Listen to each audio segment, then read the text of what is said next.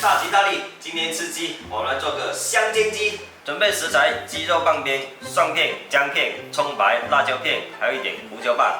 鸡肉洗净后，一定要用干布或是吸水的纸，把它水分吸干。这样等一下煎出来不会有很多的水。再把它砍成小块。鸡肉切好，挤一点姜葱汁，把葱叶用力挤。 再加入少许料酒，把它汁挤出来，挤出来的汁水倒到鸡肉里面，再来小半勺酱油，一点盐焗鸡粉，一点点生粉，生粉不要太多，洗干净小手抓拌一下，抓拌到小手入味，放一旁腌制15分钟。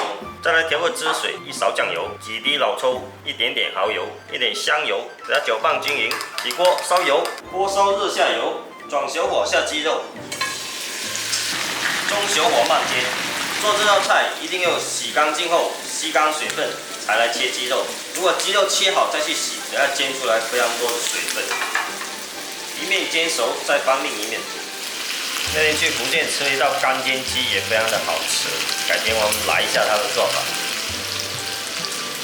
把鸡肉煎到这样表面焦黄的，这样吃起来特别的香。油太多的话就把油倒出来一点。 再把胡椒粒倒进去，把胡椒粒爆出香味。哇，这个味道出来了，有血pan了。再把鸡肉翻到一边来，来点蒜片、姜片，炒出香味。再下葱段、红辣椒，稍微翻炒一下。转大火之后，刚调好的酱汁淋上去，翻炒一下就可以出锅了。